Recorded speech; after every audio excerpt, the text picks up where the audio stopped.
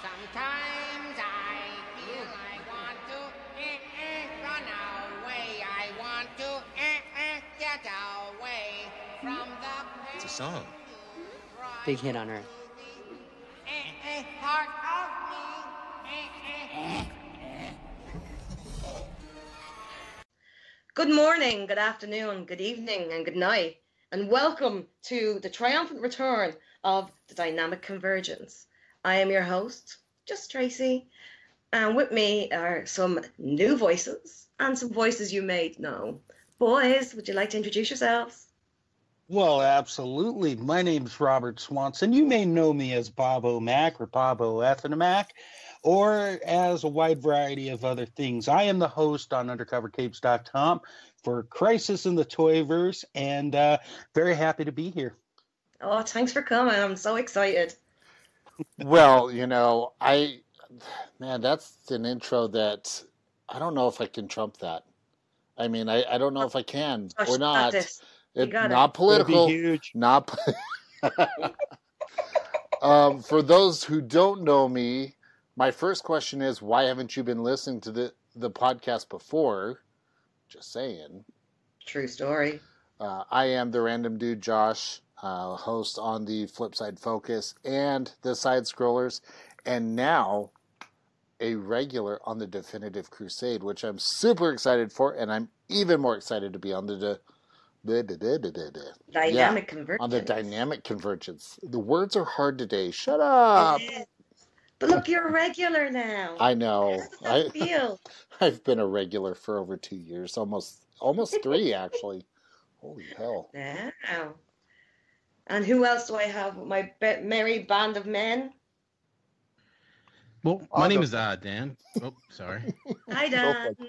Hi, Dan Clark. You probably don't know me at all, but I'm coming from the world of Comic Crusaders. Also have had podcasts and things of that nature from Geekcast Radio, but it's my first time, so I'm excited to see what this is all about. And welcome. Very awesome. Glad welcome you had your aboard. first time with me. Wow. Yeah. I'll just You'll leave get that one used to alone. it, don't worry. Oh my God. And finally, And hi, everyone. I'm Dave Howard, known as the Bald Raider on Twitter. I'm Nemesis FC after my Spear League soccer team. And this is my debut podcasting, and I'm coming over from Comic Crusaders. So excited to be here. Well, hell yeah. Well, so we have some new and some not so new, some more veteran than others, and some right fresh out of the water. So what we used to do on the Dynamic Convergence was all DC. But now, because it's a new year and an updated show, we're also going to be talking all things Marvel. So we've decided that today's podcast will just be us talking to each other about how we feel DC and Marvel TV shows relate back to the comic book series that we all love. Some people are a bit purist about these things and get very annoyed. I'm not saying it's me. It totally is me. So I just thought it'd be nice to get some of the guys together and let's spitball some ideas, you know. Shall we start with some Marvel or shall we start with some DC? What do you think? Russian roulette it. Well, I think we should just jump straight into something that really annoyed me about the Marvel TV shows was the Defenders. Yeah. Being the purest of hearts, it's like, dude, Luke Cage is an asshole. He's not going to be nice to everybody. Iron Fist, Danny Rand, is not like a little baby boy. And, oh God, what did they do to Daredevil? I think... Okay, so here's my thought on that. It was one that everybody wanted, and Netflix was like, okay, let's give it a shot. And the writers totally, botched it up. I don't think they did enough research. I think they did the bare minimum because Netflix was pumping out so much original content that they couldn't keep up and give it the time and care that it deserved. Yeah, I would agree there. Like, I think they done really well with the Daredevil series and the Jessica Jones series. But then, as they started pumping out more of the Defenders, it became, as most people are used to hearing me say, meh. Yeah. Yeah. Well, and I think when they first announced Defenders, we all got excited, like, oh, sweet, we're going to have Heroes for Hire. Mm-hmm. And did we get Exactly. that? No, we didn't. It was as big of a disappointment as Birds of Prey. Ooh. Well, I think part of the problem for me with Defenders was that they did these standalone shows, which were great, but then they tried to shoehorn these four heroes coming together, and they didn't establish any relationships with them at all. So it seemed like four individual people trying to be a team. It didn't seem like a team show at all. Mm. I don't think the dynamic ever worked like it works in the comics at all. Or like on this show. Get it? Yeah. Dynamic Convergence. Oh, I think you're that's so young. witty there. I thought you were going to hold on to these jokes for, later on as we progress, maybe, 15, 20 minutes in. But damn, boy, straight off the show. And there it is. He left the door wide open on that one. I had It's to like take Josh on prom night all over again. Thanks, I Bobo. serve them up and knocks them out of the park. Mm. I think one of the big issues with Defenders, it feels like it's a show that had a bigger scope than it wanted a bigger scope than it ended up getting. Like almost as if like the budget was cut halfway through, and they had all these ideas they wanted to approach, but then they couldn't, so they had to kill time with episodes and storylines that didn't necessarily develop. And it was only 6 episodes, but it felt like if they condensed that into like an hour and a half movie or something of that nature, it would have probably moved a lot quicker, or at least been a little bit more palatable. But ultimately, I don't necessarily think the issue with it was that it wasn't dedicated to the comics enough. It was just that it was poorly done, and just uneventful. There were a few moments here and there, a few fight sequences here and there that were interesting, and there was potential there. Like I think Sigourney Weaver's character, for example, she could have been something, but it felt like as quickly as they developed that character into something, they took it away and just ended up really nowhere. They're trying to combine all these different elements into one, and I think it didn't work as much as they were hoping for. Yeah, I think with me, I really enjoyed the comic series anyway. I had read quite a lot of it, and especially even with Iron Fist, really, and Luke Cage, because they have such a dynamic interaction within the comic books that you don't see in this movie, or this TV show, or whatever it was that they were trying to put through. That again, I was picking holes, going, like you wanted more source material in it. Maybe if they had, as you said, longer with the, with the series, maybe doing it as a 12-part, we would have gotten better. But I definitely think they didn't go to the source material as much as they should have. I would agree. Well, and I think the other sort of downfall is the success of each standalone show for each character. Also, it has a factor in that. Daredevil, we would agree, is awesome. Jessica Jones, awesome. Luke Cage, Iron Fist, and so trying to build the meh and up is inevitably going to bring Daredevil and Jessica Jones down. Yeah, and I do. I loved, especially in the last series of, not the last, the one before where we had Elektra. Mm-hmm. Oh, I love Elektra as a character. I think she's just phenomenal. And to see her played by this amazing actress and actually playing the character. She was, devious and sly and out there, and it was just beautiful, because a lot of people are so used to the Jennifer Gardner movie that they have a completely different idea of her and not the actual comic idea. So I really enjoyed that with the second series of Daredevil.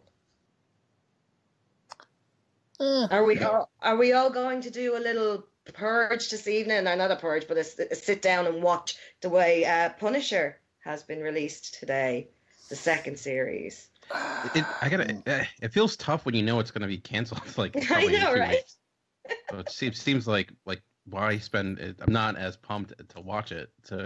I enjoyed the first season, but knowing that it's it's inevitably going to be canceled, maybe coming back, who knows? Unlikely, but yeah, I'm not super looking forward to it, and I don't hear anyone talking about it, so I don't know if that's because people aren't watching it or just not digging it. So I don't know. I've yet to bother. Daredevil season 3, I was there the first day. I binged it, but for this, I have yet to even bother. With Punisher, how did you find the fourth series compared to any of the? Because obviously, with the Punisher comics, there are so many variations of Punisher within it. And I found it difficult to figure out which Frank Castle they were trying to be. But I still loved every minute of it, because I did think they definitely took the best parts from some of the comic books, and they used a really good, surprise ending at who was going to be the bad guy, which was a really good story arc within the comics when I was reading them. So that to me was a joy. So I don't know, is anybody else kind of a Punisher fan between us? I think the most. Oh, go ahead. Go ahead. I was going to say this is Dave. I like what they did with the Punisher in the show. I understand that it wasn't exactly like it is in the comics, but I understood what they're going for. I really related to it from being a veteran and everything. And I like the arc. I kind of wish that they would translate some of that over into the comics eventually, what they were doing. But I'm a fan of the Punisher overall. Most of the stuff live action that's happened, except for probably Dolph Lundgren's Punisher, which was yeah, that was bad. That was really terrible. But this may be controversial, but I like Punisher Warzone, and I know a lot of people didn't like that, so I enjoyed that. Yeah. I gained a new appreciation for Punisher Warzone when I heard the director kind of giving her spiel of like what she was intending for it, and I think it in talking about she went into that having really little knowledge of the source material, and was more going almost a comedic approach. And if you kind of watch it with that knowledge, you can kind of see where she was going with it a little bit. But I actually, it's funny you mentioned that, even though this is kind of off topic. I watched Venom for the first time this weekend. I was waiting for it till I could get it for free from the library, and it's actually the movie I thought about was Warzone, because I thought at times it was almost it's similar, trying to go for more dark comedic moments, but it felt like a little bit like that was much more of a mess. But yeah, I have some knowledge of the Punisher. I've not read a lot, but I thought what the show got right, or at least approach, was like the morality of the Punisher and how people can take it different ways, and how times he can just be inspiration. People can think they know what he's trying to accomplish and take it a completely different way. And I thought how it addressed that was actually quite compelling. Yeah, definitely agree with that. So what other Marvel comics that have TV series related to them do you guys enjoy? Or not, maybe. I've had a hard time with Marvel shows just because there's honestly not that many. If it's not a Netflix original, then it's just Agents of S.H.I.E.L.D., and that's it. No, there's The Gifted, there's Runaways. I haven't watched those, so I can't say. Well, I could say Runaways was disappointing compared to the comics. Again, they were trying to be too mainstream, where the comics were a little bit grittier because of the content of it. And I'm loving The Gifted because it's just, I love how they've made Polaris in it, because she is one of my top 5 Marvel females. And it'd be like, yeah, Polaris. you just go crazy and it's fine. We all know who your dad is. There was Cloak and Dagger as well. There is Cloak and Dagger. I've only watched 2 episodes of that, and I got really confused. So I bought a book to read first. One more show that I really like that is really nothing like the source material is Legion, that's on FX. Oh, yes.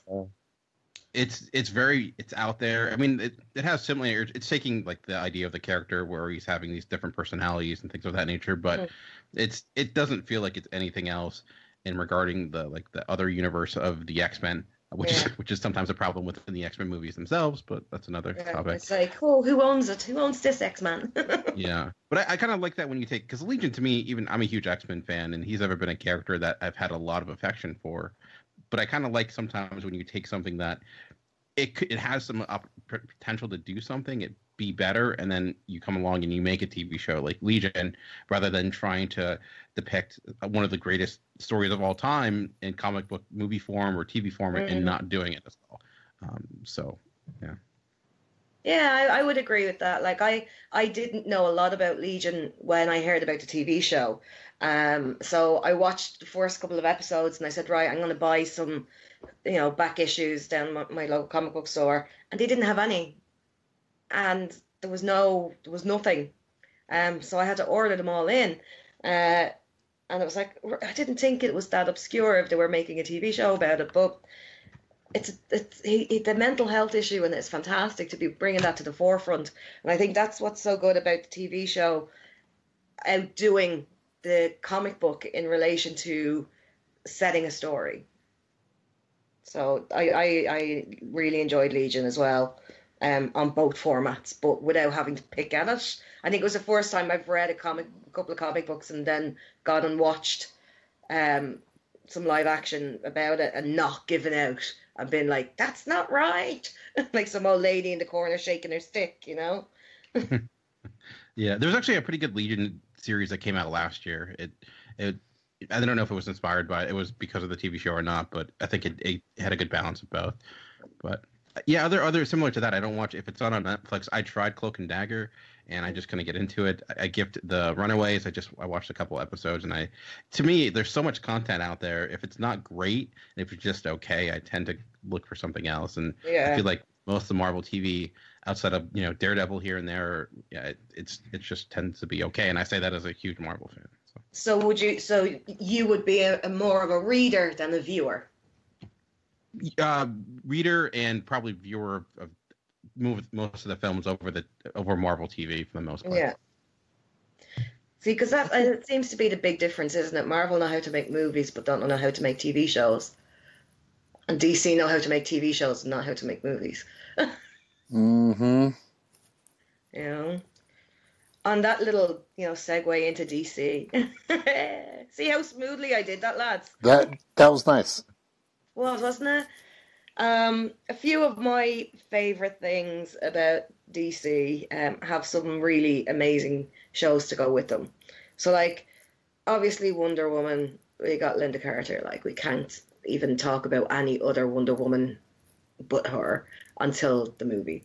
And the comics that went with it, phenomenal. Batman 66, with the Batman TV show. Old school things that make me happy. But my all-time favourite is, and it broke my heart because they cancelled it, was Constantine, or Constantine, as he likes to be called if you read the comics. Being a huge Hellblazer fan, I was devastated when the movie came out, even though my all-time favourite person, Keanu Reeves, was in it. But it had nothing to do with the books. And then we got this beautiful season of Constantine, and then they cancelled it. And it was everything that the book was. It was amazing. And now they have him in cameos in Legends of Tomorrow, and that makes me sad. Yep. So what kind of DC books that have TV shows are you guys enjoying? The thing that really frustrated with me with Constantine was that they had set so much up for seasons to come as well. Mm-hmm. And it was, like you said, it was so much like Hellblazer. I'm a huge Hellblazer fan as well. and I loved the TV show. And then I see what they're doing with him in Legends, and I appreciate him being back, Matty Ryan being back, but it's just not the same, unfortunately. I'm a big fan of some of the alternative stuff they're doing, like Gotham. I think it's really good. And I know we're going to talk about Titans later. I enjoyed Titans, but that, there's issues there that I know people have when it comes to Titans versus the show versus the comics. Yeah. Well, sure, we might as well dive straight into that since it's controversial and on people's minds at the moment. I think for me, Titans, I absolutely fell in love watching it because it was dark, it was gritty, and I knew it wasn't going to be exactly like the comics. And I let myself understand that. And for me, Raven, love it. Beast Boy, love it. And it was I just loved the dynamics. And I like how they, again, took key elements from some key issues from some of the comics and used them. So I was more focused on those characters than the rest of them. Sure. And I think it's like Gotham. I think a lot of people didn't understand what they were trying to do with Gotham. And as long as I think they're upfront with me, telling me we're not going to try and do a direct translation for the comics, but we're doing our own vision. I can buy into that. Like I know a lot of people are upset with the infamous F Batman line. But I understood why. Especially once I watched the episode, what was going on and why it was happening. And I appreciated everything they did with Dick Grayson in Titans. I liked it a lot. Jason as well. They brought Jason in it, Yeah, I was a little cheesed off that they decided to hold off on that last episode till the next season, but I get it, So I'm bought in on that on the TV show right now. But I'm big Teen Titans and Constantine and DC in general, and there are times when I get protective and feel like hey, don't mess with my babies, when they start messing with my read. But as long as I understand that the people doing it have a vision and what they're trying to do, I think it's okay. So I thought it's worked out pretty well. Anything else, guys? What do you think of Titans compared to comics? I want to hear from Bobo. He's been quiet. A little bit. I have been. I'm on the opposite fence with Titans. Not because I don't think everything's there is good. It's just not what I wanted to see from a Teen Titans show. Really? I don't know. Yeah. Well, some of the characters I really like. Like I like Beast Boy, and Raven. I like Raven, but kind of everyone else, I'm just like, eh. And to go back to the fuck Batman line, I just laugh every time I hear it because it's like the show being like, oh, look at us. We're being so cool. We're saying F Batman. This isn't your daddy's Teen Titans. And then I watch everything play out, and then I go, all right, we're doing this big thing with Batman at the end. I don't see why we had to go down this road. Why couldn't we just have him say, hey, me and Bruce aren't talking right now? That's all you had to do. You didn't have to get all the cosplayers. He did say him and Bruce weren't on terms. Yeah, but then you get to the end and it's like, oh, they're really having a communication breakdown. It's like Dick really undersold this whole non-talking thing. I don't know. It's everybody has their own taste. I'll watch season 2, but like I wasn't as invested in it as I was a lot of the other DC TV shows that I've watched recently. So I don't know. It's just, like I said, I'm kind of on a weird island where I respect what they're trying to do, but it just wasn't my cup of tea. So, Bobo, do you think that the fact that DC produced that and didn't have like a major network or studio or anything like that having their hands in it, do you think that impacted the quality of it as well? No, I just think Jeff, what's his face, got a little too creativity. Everybody's like, "Oh, he's so great for DC TV." I'm like, that dude brought you fucking Green Lantern the movie. Like, you do not realize, like, he's fucking shit the bed too. Well, Like, go back and he's read not the only one. Go back and read the most recent Green Lantern books, and you'll appreciate the Green Lantern movie later on. Oh my God! Don't, Josh! Don't send them to that. We already had that devastation. I'm just. Guys, if you I'm don't know what we're putting. talking about, go back and listen to the Definitive Crusade from this week. It's released putting on it Wednesday. You'll into understand. perspective. It's all a matter of perspective. Well, I really liked his run on Green Lantern in the comics. So it's like that's like one of my favorite times reading Green Lantern is through. Well, save yourself the pain and skip the Okay. most new stuff. Okay. I'm just saying, like, once again, like, it's not like, for me, I look at the show, they were trying to do something different to make them stand out. And a lot of people love that, and that's great. It's just my personal taste isn't there for that show. There are still plenty of other DC shows that I like or am looking forward to. Such as? Whatchamacallit, God damn it. Shows that I like. I love Black Lightning. Okay. How does that relate to the comic? It really doesn't. Yeah, because I've never read the comic, so I don't know. It really doesn't. I'll be honest with you. It's a very urban. You know what it reminds me of? It reminds me of like who started Static and all them. Oh, God, why can't I think of it? The name of the company. The company that created like Static and the African American comic company. Oh, me now. That DC eventually bought. Milestone Comics. Milestone, there you go. By Dwayne McDuffel. I would never have gotten that. It reminds me of what they were trying to do in the 90s with their brand and trying to give it that urban feel but still have cool characters. That's why I think I like Black Lightning. Because I remember that time frame as a little kid going to the comic shop and talking to all these older comic kids when I was like 7 and 8 and stuff. Like, that's my time in comics, my beginnings.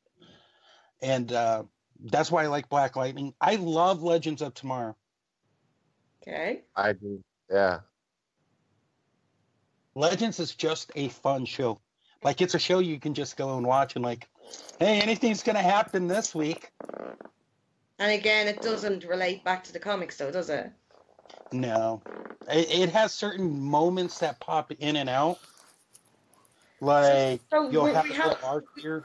Are we finding that DC TV shows very rarely stick to the source material? Well, I would say like... source concepts. They stick to the source concepts. Source concepts. And then they just go their own direction. Because, like, if you look at, like, especially Flash, they're probably, I don't know, they're probably one of the few that try to pull as much as they can from the comics and then translate it into a way that works both for fans and for non-fans. Okay. Going back to Legends, for me, this is Dave.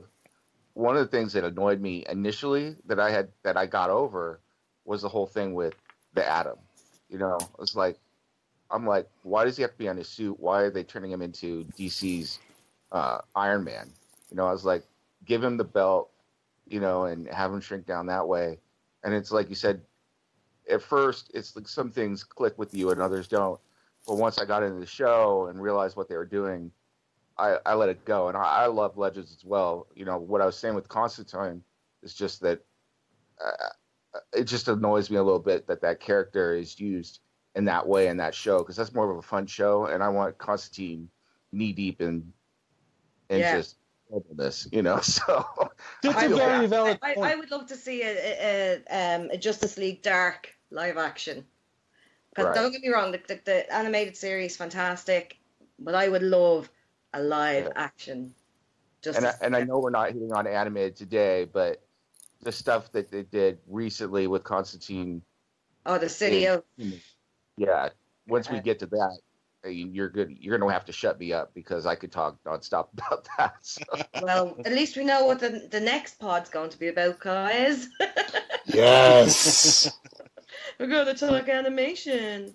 So, what about the likes of, the various Superman TV shows and comics throughout the ages? We got our Smallvilles, we got our Lois of Clark, we got the original Superman TV show from the 50s, 60s. Do you think that the older shows kept more to the comics compared to stuff that we have now? No. Like, obviously, Smallville was its own thing, but... When I mentioned they stuck to the source concepts, I think that's where, the Adventures of Lois and Clark. At that time in TV, that is what we needed. That was the Superman we needed, and it worked. Same thing with Smallville. It worked. They didn't have to necessarily stick with the comics like for Smallville because of the fact that we didn't really get a whole lot of what happened to Clark during those high school years. And at the time that show came out, it worked as far as being the teenage drama while tapping into the comics genre, opening up people for potentially even reading the books, reading the comics. So I would like to say that Smallville is almost like a gateway drug, leading to the hard stuff. Gateway drug. It's like reading Rainbow for comic book or for non-comic book people. Exactly. See, I actually grew up. What do you guys think about that? I never watched Smallville as a kid, but my dad was a huge fan of the original Adventures of Superman, and that was actually probably my first introduction into Superman. Was that old black and white, George TV show, serial, and obviously, like, I never read a lot at that time as a kid. I wasn't really reading comics from Superman, but I think that obviously is somewhat in the essence of the character.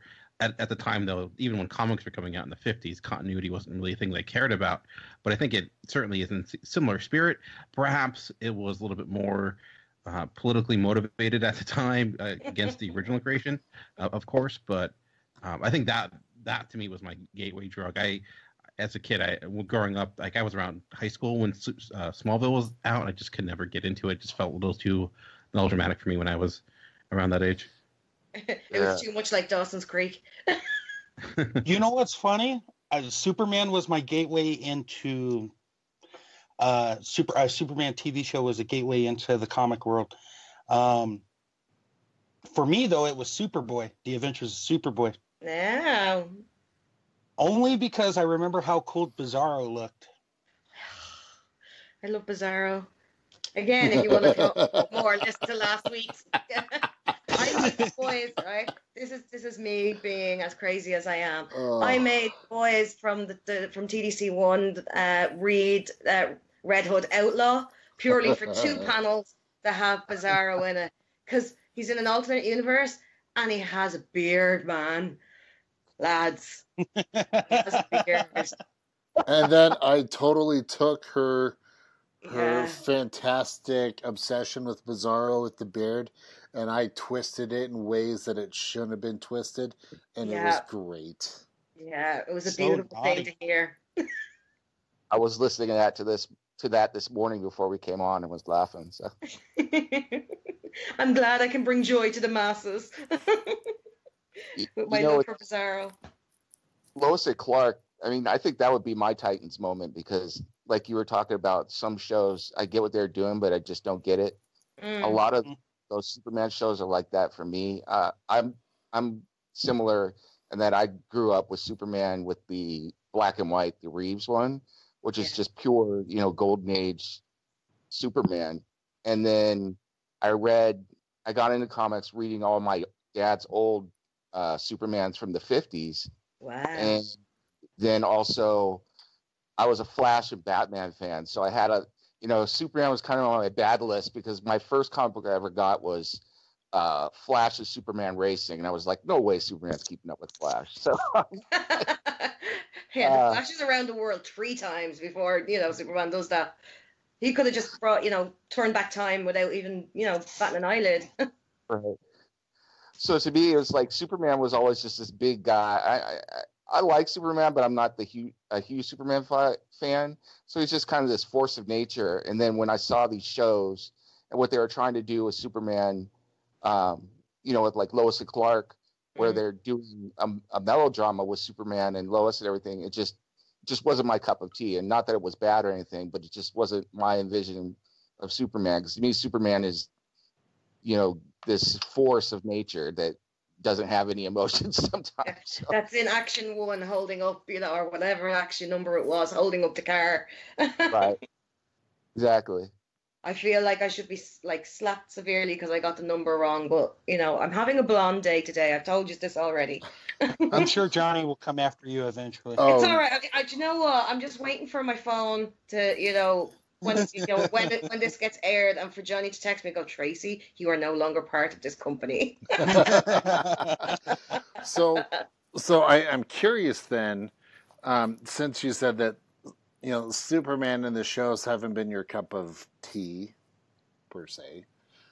Do you think that we've been shortchanged with Superman in live action? Because obviously, Dean Cain as Superman didn't do it for you. I don't know your thoughts on, Tom Welling, same thing. And then the guy that they have playing Superman now that makes his cameo appearances in Supergirl, I agree that Superman should be a force that appears. And I don't think we get that in Supergirl. Right. I definitely agree. I think, I don't know if I want to go here, but I think Do it. Do it. I think Superman and Supergirl is just, he's a wimp. I'm sorry. He's a wimp.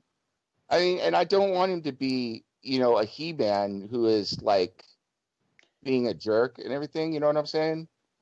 But He-Man. he's nothing more than a Superman backdrop that's painted into the scenery, I think, in Supergirl. And I don't think he's definitely not a force of nature, and he's not a leader at all. And it's disappointing to me. The other Supermans, I love Christopher Reeve's Superman and what, Donner was trying to do with those movies. I liked Brandon Roth in Superman Returns. I enjoyed that. There were some issues there, but I thought it hit a lot of good notes. And putting everything else aside with Kevin Spacey, I love Kevin Spacey as Lex Luthor in that.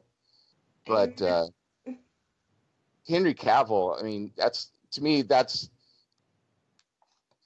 like Batman, Superman. It's like taking the Batman, Superman comics and they put it all in one character. So it's like... I can understand where you're coming from, because the first comic I ever got was a Supergirl comic, and I fell in love with the Supergirl movie as a kid, and then I went on to Wonder Woman, and obviously on a Saturday morning I'd watch the Wonder Woman TV show. But when they announced Supergirl, I still haven't brought myself to watch it, because I don't want it to taint the memory and the love that I have for the comics that I read and the movie that I love. You are an island on your own with that movie. Oh man, it was a staple of my childhood. You know what I mean? No, it was mine too. I actually, as a kid, I liked it, but when I watch it now, I go, oh boy. But that's like any movie you watched as well. No, that's a lie. So. No. Goodfellas is still good at age 12. Yeah, we're not going to go down that. But I can't bring myself to. And even reading the new Supergirl stuff, I enjoy, because the new Supergirl stuff and the new Batgirl stuff, I'm actually sending to my niece in America, who's loving it, and it's so nice to see that that the comic books she can look at. But again, she doesn't like the TV shows because she prefers the comics. And I think I'm after pushing that into her head a bit. It's like, comics are better. So continuing on the Superman kick, now that Henry Cavill is out, who would you want to see don the cape as the Man of Steel? Arnie Hammer. Wow, that was quick. Yep. Screw that we guy. discussed this at length. That's a tough question. He'd be perfect for it. So have Armie Hammer as Superman and John Hamm as Batman? Yeah. I'm down with that. That could totally work. Well, Armie Hammer was almost Batman at one point in time. Yeah. Actually, I think John Hamm would make a better Superman because I feel like Superman. Well, yeah, they're interchangeable. No, They come as a skipper anyway. See, here's my theory. For actors who take on these roles, you have to have the ability to play the character in the costume and their secret identity. Definitely. Armie Hammer, I think he can pull off both Clark Kent and Superman, just like John Hamm can pull off a fantastic Bruce Wayne. I mean, look what he did with Don Draper in Mad Men. Yes. Spot on. That is the ideal Bruce Wayne. And then I truly believe he has the ability to also do Batman as well. I think anybody's better than the Batflick, let's be honest. I will fight on that. I was going to say, we're not talking about movies, guys. That's another one. I know. I realize that, but we haven't had Batman in a live TV show. I mean, yeah, he makes this gimpy little appearance in the intro for Birds of Prey, but that doesn't count. Gimpy little intro. I love that description. Gimpy little intro. Don't forget the Batusi. Don't forget the Batusi in 66 Batman. So. Mm-hmm. Yep, 53 years ago, just a few days ago. Yeah. But technically we do, because we've got Gotham, so we've got a young Bruce Wayne floating about. But then we got Titans. And then we got Titans, lads. That true. But again, those are still gimpy cameos. Speaking of Gotham, I think when I first heard that was being announced, like my thought was, oh, they're going to make, Gotham Central into a TV show, which makes a lot of sense. NYPD Blue in the Gotham universe. But I've always wanted that show, by the way. Yeah, but I still think they could do it. And then when Gotham wasn't that, I think it was mentioned previously, I was a little disappointed. It was, it was more of a, Commissioner Gordon show. It was a combination of a lot of things. But I think I actually went back and watched it for the first time in a long time, and I was actually kind of impressed with where it's gotten to, and how it's kind of defined itself. So I think sometimes that can help, like if you give it a little bit more time, if you allow your anticipation, expectations to set aside for a little bit and just accept something for what it is. Sometimes it'll work, sometimes it won't, sometimes it's still bad. But I think for Gotham was one that I turned my opinion around at least a little bit. I agree. Do you think that we could do, since obviously Green Lantern in the theaters sucks ass, do you think we would have a better shot of having a Green Lantern TV show? That seems like a very high budget show. Exactly. Yeah. True. I don't think Green Lanterns. I can't answer that. But you look at shows like Star Trek and things like that, and they're able to pull it off. So why not Green Lantern? Because they already have a ginormous fan base for that, though. You know what I mean? If they're, it's very difficult to pull off something. I think if we did a. Oh, I'm sorry. Sorry, it's such a niche, niche market to start off in. I don't know how they would have to do really well with ratings to keep that on. If they cast Nathan Fillion as Hal Jordan, you got it. I think he's too old for the role not just a bit too old now. But I love him. Don't get me wrong. I love him. He's amazing and could everything do he it. does. Do you think so? If he can make the Rookie entertaining, he can make a Green Lantern show work. Speaking of Nathan Fillion, though, I was thinking about what we were saying with high budget. If they stuck to it being kind of a cop show and did the same sort of thing that they did with Firefly, where you don't do as much stuff in space, which is expensive, but you have them going down onto the planets, doing that as Green Lanterns, and then you have Green Lantern, the Lantern ring effects on the planet, but you're not having huge space battles and stuff. They might be able to do it, and it could be interesting. And Guys, I just think and we just gotta call write it the this core. down and send in a strongly worded letter. What do you think? Yeah, I think so. And you could honestly just call it the core. And that Yeah. opens up to have more lanterns involved. Within reason, of course, because there's a fine line of you get one too many Green Lanterns in there and too much. Well, we only had this conversation on the other post. How many Green Lanterns does it take? Oh. Not to Yeah. mention, how scared would the rest of the universe be with how many Green Lanterns Earth has? Be like, what is going on there? Yeah, it's like, God, we can't even look after ourselves. What about the long-running TV shows like Arrow? Arrow seems to have, it's taken on its own thing. Arrow and Flash seem to be the ones that are doing the best. Do you feel like they did, again, is it just core material, or are they taking story arcs and using them? I would. Well, this is Go ahead. Go for it. ahead.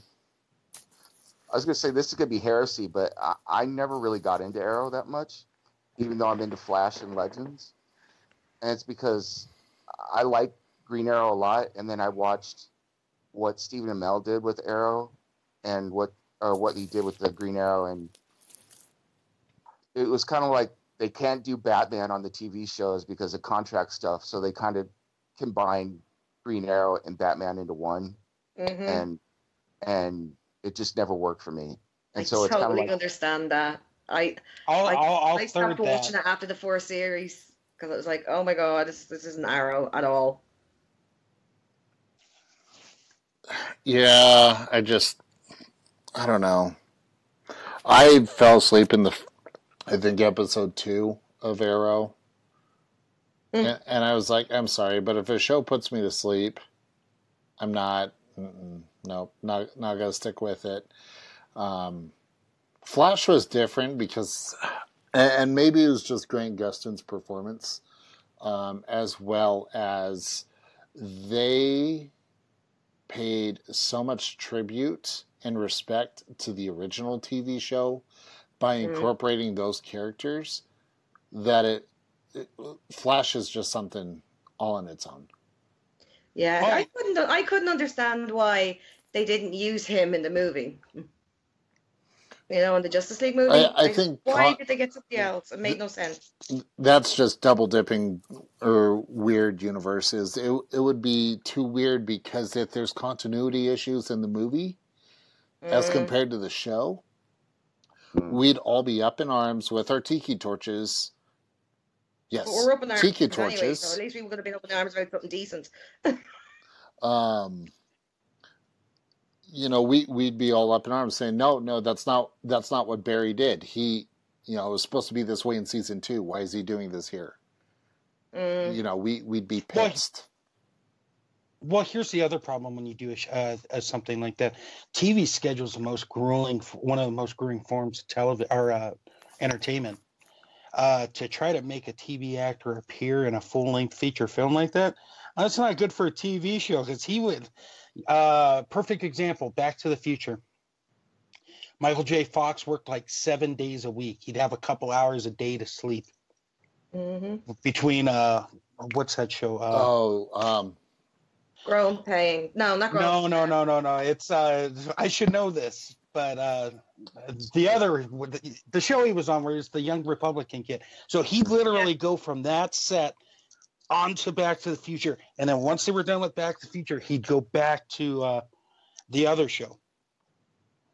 I just don't think people want to do that sort of thing. Oh, Family Ties. Family Ties. There you go. One. Yeah. Well, and even Michael J. Fox even complained about that it was incredibly grueling.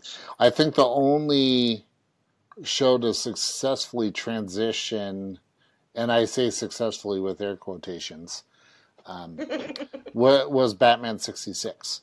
But the whole reason why we had a movie, and even Adam West talked about this, was so it would sell the show overseas.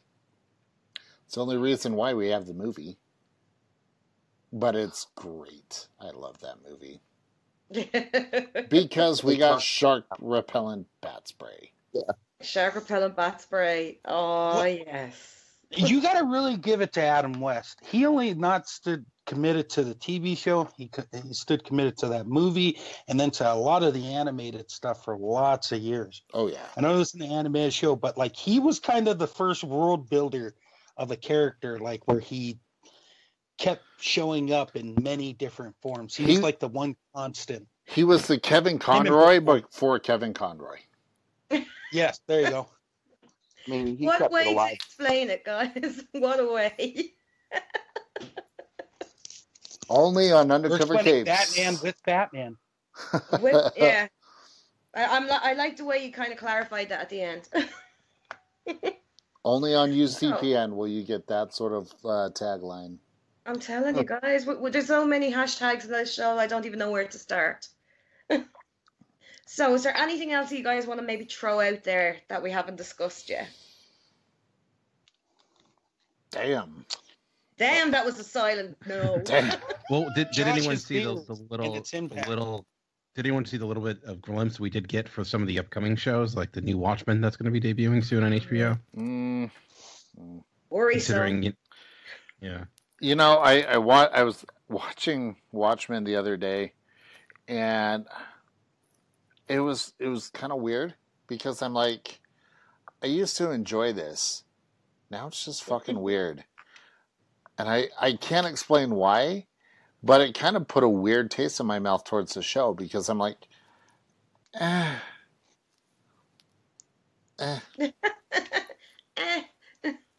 not even a meh. That's a it's a whole other level. Yeah, that is a whole new level.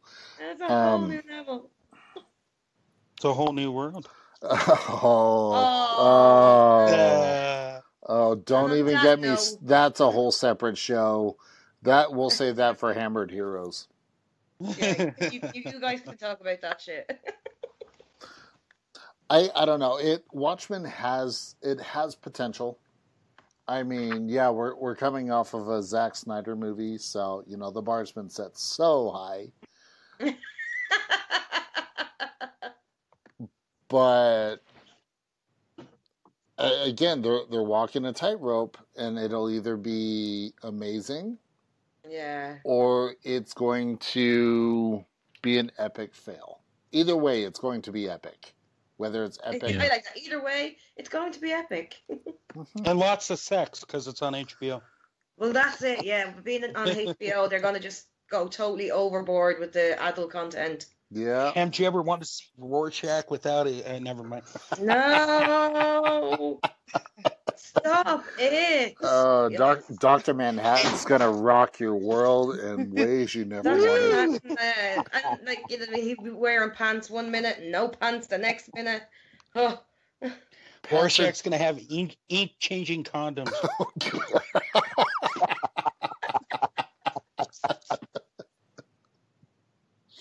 Oh shit, lads. What do you all think about the new live action stuff that's supposed to be coming out on the DC streaming service? Swamp Thing and Stargirl, Doom Patrol. I hear it might not be happening now. I'm going to jump in there because being on the other side of the world in Ireland, we don't get that service. Well, don't worry. Us in the U.S. might not be getting that service for much longer anyways. Mm-hmm. Well, because they're bringing Titans over to Netflix. Yeah. Well, because Netflix is now in a bind because they're now having to compete with Fortnite because kids are not watching Netflix anymore. They're spending all their time on the damn game. Yeah. Well, you know, I don't know why you can't build an app that's available on day one on like an Xbox and PlayStation and other gaming consoles. How WWE did that with far less subscribers on their opening weekend for $9.99 a month. Oh shit! Wrong show. Damn it! God, stunt double moment. My bad. Did they ever explain why that's not available to the international base, or? They just are like, we're working on it. It's called. Yeah, you've been working on it for quite some time. Yeah. They just wanted to screw over everybody who's not in the United States, or what's going on? No, it has to do with licensing rights, because all these places are now starting to realize, oh crap, maybe I shouldn't have sold this off to this European place for international distribution, or maybe I shouldn't have sold this off to China for this Chinese distribution. We could have built an app and just raked in all that money, so now they're fighting with all that stuff. That's the holdup for overseas people. Well, Tracy, just think about it this way. You'll get the DC Universe streaming app when the XFL is back. Hey, that's next year, baby. I know, and I'm so excited. Anyway, different podcast. Again, you digress. Yeah, it's the point of this show. Totally. Okay, one last shout out, guys. Each of you give us something that you enjoy and something you hate in relation to TV and comic. Birds of Prey. What garbage. Yet I still watch it and actually paid money for the DVD. Is it like Johnny's obsession because of the tights, or is it something else? Johnny has lots of obsessions. It's all about the fishnets for her, Johnny. It's true. No, I think it was how they utilized Oracle in that. That's what made it fun. And that was about it. And Huntress just not giving a flying fuck. The way it should be. Exactly. But it was still a horrible show. But you love it. No comment. We're all allowed to have shows like that. And stop watching. Well, and it was produced by the same guy that did One Tree Hill, so I like his stuff, but that's just me. Shut up, Bobo. No, I think the show that I've really thoroughly enjoyed and will always think is a top-notch show will be Smallville. Mm-hmm. It was taking Superman and showing us him growing up, and it was fun. Cool. Who's next? Come on, boys, don't be shy. This is Dan. I can go. Okay, go ahead, Dan. For one, I disdain for a great deal. I would say is Inhumans, which is something that probably no one talked about because it's not worth talking about. I wondered if we were going to even bring that up. Yeah. It's so bad when we mention Birds of Prey, but not Inhumans. I had wiped that out of my mind. Yeah, it's probably better that way. But the one I love, I would probably say Daredevil, especially season 3. I just thought it was, the performances alone. I mean, Vincent D'Onofrio's Kingpin. I could watch that all day. So. Mm-hmm. Yes, I agree. Who's jumping in next? Okay, I'll go. Okay. Go on then. So a show that I really loved, I think The Flash. I appreciate all the little Easter eggs. I think it's the DC show. For me, on the TV side, as of late, that has a nice mix between comic and their own vision. And there's just you could tell there's a real genuine love for what they're doing. Show I absolutely hated or can't tolerate in any sense. I don't know if I hate any show. I'll be honest with you. Okay. And here's why. Because even if I disagree with the vision they're going with, at least they're trying something to get people more involved with either being a comic or with the comic's history or with the comic book or just to get fans in. There's nothing that I really can say I hate. There's a lot of stuff I don't like. Like I never cared for Iron Fist, so I didn't even bother watching the show. Mm. That was just me. Same with Defenders. I was like, I think I'll just skip Defenders. I'm good. I'm good. That's okay. On the DC side, I think if I had to pick a show that just never did it for me, I know I was hard on Titans, but at least I got some things in there that I enjoyed. I could honestly say it would be Arrow. Okay. So yeah, those I just don't like that take on Oliver Queen. So much so, apparently, I don't really ever give it a shot anymore. Okay. And next. That leaves me. Yeah, it's you. I'll go last. Show I actually love. I hope this isn't stealing your thunder, but Constantine.